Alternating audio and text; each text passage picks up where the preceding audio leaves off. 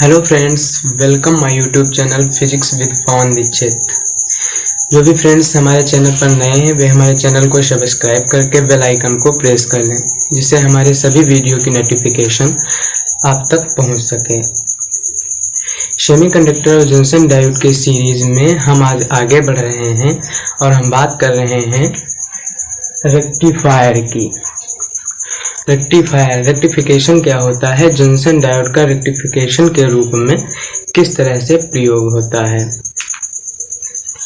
तो हम जानते हैं जंक्शन डायोड फॉरवर्ड बायसिंग स्थिति में बहुत लो रेजिस्टेंस लगाता है। कितना? 10 की पावर 2 ओम, 10 की पावर 2 ओम, लगभग 10 की पावर 2 ओम। जंक्शन डायोड फॉरवर्ड बायसिंग स्थिति में बहुत लो रेजिस्टेंस लगभग 10 की पावर 2 ओम का लगाता है, अर्थात परिपथ की धारा को अलाउ करता है। जबकि रिवर्स बायसिंग स्थिति में यह बहुत हाई रेजिस्टेंस, कितना? 10 की पावर 5 ओम, काफी ज्यादा रेजिस्टेंस लगाता है, अर्थात परिपथ की धारा को अलाउ नहीं करता है। जंक्शन डायोड के हम इसी गुण का प्रयोग करके एसी सिग्नल को डीसी सिग्नल में परिवर्तित करते हैं। एसी को डीसी में परिवर्तित करते हैं। एसी सिग्नल को डीसी सिग्नल में परिवर्तन की यह घटना रेक्टिफायर या रेक्टिफिकेशन कहलाती है। रेक्टिफिकेशन के रूप में हम जंक्शन डायोड को दो प्रकार से प्रयोग करते हैं। Junction diode as half wave rectifier, junction diode as full wave rectifier. तो हम पहले देखेंगे junction diode as half wave rectifier. Junction diode as half wave rectifier, जैसा कि मैंने पहले से इसका डायग्राम वगैरह बना रखा है। तो जंक्शन डायोड रेक्टिफायर के रूप में जंक्शन डायोड का हाफ वेव रेक्टिफायर के रूप में कैसे प्रयोग होता है, जिस भी हमें एसी सिग्नल को रेक्टिफाई करना होता है, ये एसी सिग्नल है प्लस माइनस। हम जानते हैं कि ये जो एसी सिग्नल है ये टाइम के साथ वेरी करता है। देखिए ये इस प्रकार से इसका ग्राफ है, ये टाइम के साथ वेरी करता है। जिस भी एसी सिग्नल को हमें रेक्टिफाई करना है उसे हम स्टेप अप ट्रांसफार्मर, ये स्टेप अप ट्रांसफार्मर है, हम अपनी सुविधा के अनुसार स्टेप अप ट्रांसफार्मर और स्टेप डाउन ट्रांसफार्मर लेते हैं। वे ट्रांसफार्मर जो निम्न वोल्टता को उच्च वोल्टता में कन्वर्ट करते हैं वे स्टेप अप ट्रांसफार्मर कहलाते हैं। हमें जिस प्रकार से आउटपुट डीसी चाहिए होती है, तो जिस एसी सिग्नल को हमें रेक्टिफाई करना है ये स्टेप अप ट्रांसफार्मर की प्राइमरी कॉइल है, ये सेकेंडरी कॉइल है। तो जिस एसी सिग्नल को हमें रेक्टिफाई करना है उसे स्टेप अप ट्रांसफार्मर की प्राइमरी कॉइल पर लगाते हैं।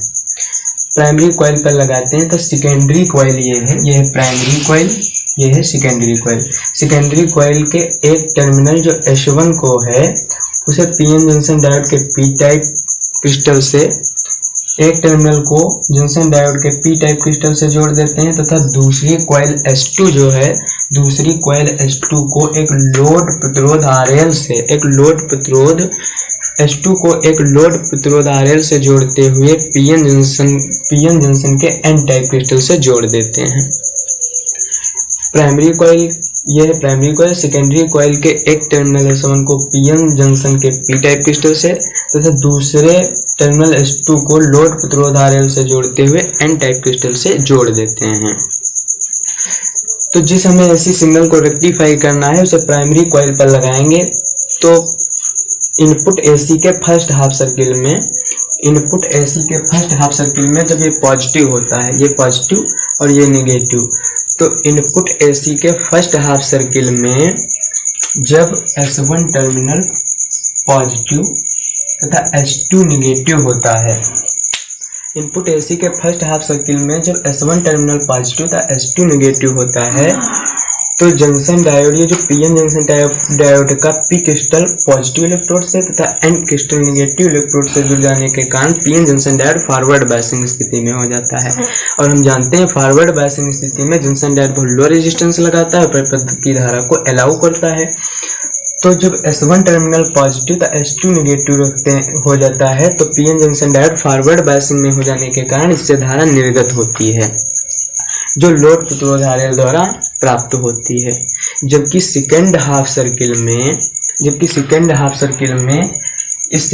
सर्किल में S1 टर्मिनल नेगेटिव तथा S2 पॉजिटिव हो जाता है। S1 टर्मिनल निगेटिव तथा S2 पॉजिटिव हो जाता है, जिस कारण P type crystal negative electrode से, P type crystal negative electrode से तथा N type crystal positive electrode से हो जाने के कारण पीएन जंक्शन डायोड जो है रिवर्स बायसिस में हो जाने के कारण ये हाई रेजिस्टेंस लगाता है, परिपथ की धारा को अलाउ नहीं करता है। तो सेकेंड हाफ सर्किल में इनपुट एसी सिग्नल के सेकेंड हाफ सर्किल में इसे कोई धारा निर्गत नहीं होती है।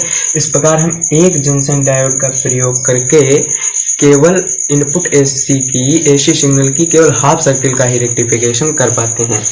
देखिए ये बिफोर रेक्टिफिकेशन है, रेक्टिफिकेशन के पहले ये कुछ एसी सिग्नल था और रेक्टिफिकेशन के पश्चात ये नीचे के जो माइनस वाला है ये नीचे का कट हो गया। इस प्रकार से हमें डीसी करंट मिला है आफ्टर रेक्टिफिकेशन। आफ्टर रेक्टिफिकेशन कुछ इस प्रकार का हमें डीसी मिली है। इसमें आई नॉट अपान पाई मान की डीसी हम देख रहे हैं, ये नियत ना होकर पुलसेटिंग, क्योंकि यह बिल्कुल नियत नहीं है, कर्व रूप में डीसी, प्योर डीसी ये नहीं है। इसमें आई नॉट अपान पाई मान की डीसी और ओमेगा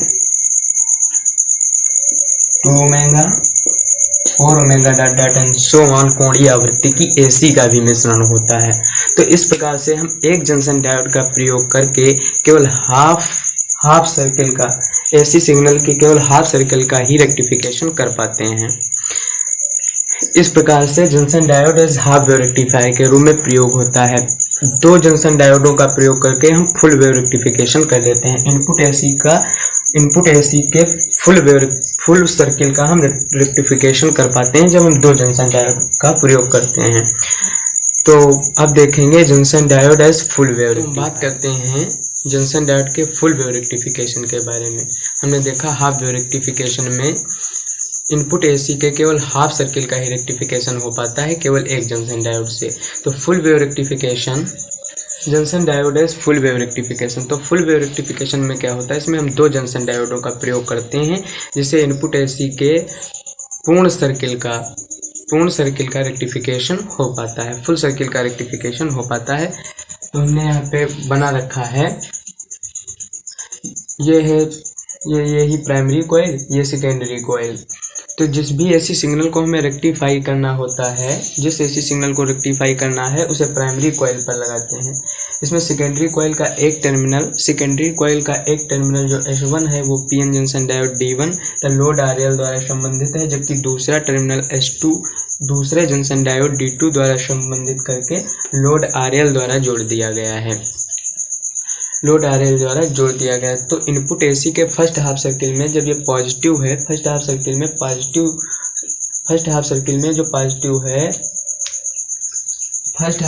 में जब सेकेंडरी कॉइल का S1 टर्मिनल पॉजिटिव तो S2 निगेटिव होता है। फर्स्ट हाफ सर्किल में जब S1 टर्मिनल पॉजिटिव तो S2 निगेटिव विभव पर होता है। तो ये जो जंक्शन D1 है, पीएन जंक्शन D1 है, ये फॉरवर्ड बायसिंग, इसका P इलेक्ट्रोड पॉजिटिव हो जाता है, तो जिस कारण और N निगेटिव हो जाने के कारण ये जंक्शन डायोड फॉरवर्ड बायसिंग में हो जाता है, जबकि ये जंक्शन डायोड जो D2 है इसका P क्रिस्टल निगेटिव इलेक्ट्रोड से जुड़े होने के कारण ये रिवर्स बायसिंग में हो जाता है। तो फर्स्ट हाफ सर्किल में जब D1 junction diode forward biasing स्थिति में होता है तो इससे धारा प्रवाहित होती है, जबकि D2 रिवर्स बायसिंग में हो जाने के कारण इससे कोई धारा प्रवाहित नहीं हो पाती है। तो फर्स्ट हाफ सर्किल में D1 द्वारा धारा प्रवाहित हुई। सेकेंड हाफ सर्किल में जब सेकेंडरी कॉइल का S1 टर्मिनल निगेटिव इलेक्ट्रोड पर तथा S2 टर्मिनल पॉजिटिव विभव पर होता है, S1 निगेटिव विभव पर तथा S2 पॉजिटिव विभव पर होता है, तो junction diode D1 reverse biasing, क्योंकि जंक्शन डायोड D1 का P type crystal negative electrode से जुड़ गया, जिस कारण यह रिवर्स बायसिंग में और ये फॉरवर्ड बायसिंग में हो गया। तो junction diode D1 reverse biasing में तथा D2 फॉरवर्ड बायसिंग में हो जाने के कारण अब D1 से कोई धारा प्रवाहित नहीं होती है, सेकेंड हाफ सर्किल में D2 द्वारा धारा प्रवाहित होती है। तो इस प्रकार हम दो जंक्शन डायोडों का प्रयोग करके फुल इनपुट एसी के फुल सर्किल का रेक्टिफिकेशन कर लेते हैं। ये हमने इनपुट एसी की, तो इसके बाद रेक्टिफिकेशन के बाद इसमें फुल वेव रेक्टिफिकेशन हो गया। ये फर्स्ट हाफ सर्किल का, ये फिर सेकेंड हाफ सर्किल का ये इस प्रकार से इनपुट एसी के फुल सर्किल का रेक्टिफिकेशन, इनपुट एसी के फुल सर्किल का रेक्टिफिकेशन हो जाता है। ये बिफोर रेक्टिफिकेशन है। आफ्टर रेक्टिफिकेशन कुछ धारा इस प्रकार से होती है। तो हम दो जंक्शन डायोडों का प्रयोग करके फुल वेव रेक्टिफिकेशन कर लेते हैं।